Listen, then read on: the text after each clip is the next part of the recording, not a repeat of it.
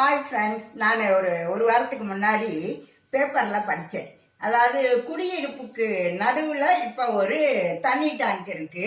அந்த தண்ணி டேங்க் உபயோகத்திலும் இல்லை. அந்த குடியிருப்புக்கு வேற ஏதோ ஒரு பகுதியில் இருந்து தண்ணி இது பண்றாங்க, சப்ளை பண்றாங்க. இந்த டேங்க் வந்து நடுவில் இடைஞ்சலா தான் இருக்கு. அதை ஏதோ ஒரு இதுல வந்து அந்த தெரு கவுன்சிலர் எல்லாரும் புகார் கொடுத்தோம். அவரும் அது உண்மைதான் சொல்றாரு. ஆம்புலன்ஸ் எல்லாம் அவசரத்துக்கு வர முடியல, அந்த தெருவோட பாதி பகுதியில் அது இருக்கிறதுனால அப்படின்னு போட்டிருந்தாங்க. ஏன்னா இந்த குடியிருப்பு எல்லாம் ஆரம்பிக்கிறதுக்கு முன்னாடி இந்த தண்ணி டேங்க் கட்டியிருந்தாங்களாம். ஆனா நல்ல ஸ்ட்ராங்கான நிலையில தான் அந்த போட்டோவை பார்க்கும்போது அந்த தண்ணி டேங்க் இருக்கு. நாங்க என்ன சொல்றோம், மக்களுடைய வரிப்பணம் அதுலதான் அந்த தண்ணி டேங்கை கட்டியிருந்திருக்காங்க. அது எந்த வித பழுதும் அடையல. ரொம்ப அந்த போட்டோ பேப்பர்ல பார்க்கும்போது தெளிவாக இருக்கிறது.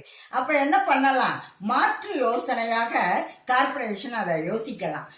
என்ன பண்ணலாம், அந்த தெருவுல உள்ளுக்குள்ள அந்த எப்படி 4 பில்லர் போட்டு அகலமா தான் படத்துல தெரியுது. அது வழியா எப்படி ஆம்புலன்ஸ் போகலாம் வரலாம். நடுவில் இருக்கிற ஒரு ஏணி தான் இடைஞ்சலா இருக்கும்னு நினைக்கிறேன். அந்த ஏணியை எப்படி ஓரத்துக்கு கொண்டு போய் வச்சிடலாம். அந்த மேல இருக்கிற வட்டமான பகுதியை, நம்ம இப்ப வீடு கூட சில நேரம் அப்படி வட்டமாலாம் கட்டிக்கிட்டு இருக்கோம், அந்த பகுதிகளெல்லாம் எப்படி உபயோகிக்கலாம். அப்புறம் அதுக்கு இந்த வட்டத்துக்கு கீழே வந்து ஒரு சதுரமா, அதாவது ஒரு 10 அடிக்கு மேல இருந்து 20 அடி உயரத்துக்கு ஃப்ரீயா இருக்கு. அந்த இடத்துல எல்லாம் ஏதாவது ஒரு செங்கல் கட்டுற மாதிரி அப்படி சுத்தி கட்டி அதுல ஒரு வாசல் வச்சு ஏதாவது லைப்ரரி அந்த மாதிரி எதுக்காவது உபயோகிக்கலாங்க.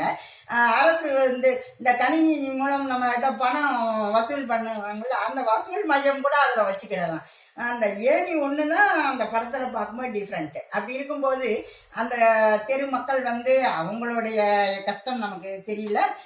பொதுவாக நான் சொல்வது, ஏற்கனவே கட்டப்பட்ட இந்த மாதிரியான குடிநீர் டேங்குகள் பயன்பாட்டில் இல்லாமல் ஆனால் நல்ல நிலையில் இருந்தால் அதை இடிச்சு தரமட்டம் ஆக்குவதை விட மாற்று யோசனையாக என்ன செய்யலாம் என்று நம்ம யோசிக்கணும் அப்படின்னு என்னுடைய விருப்பம்.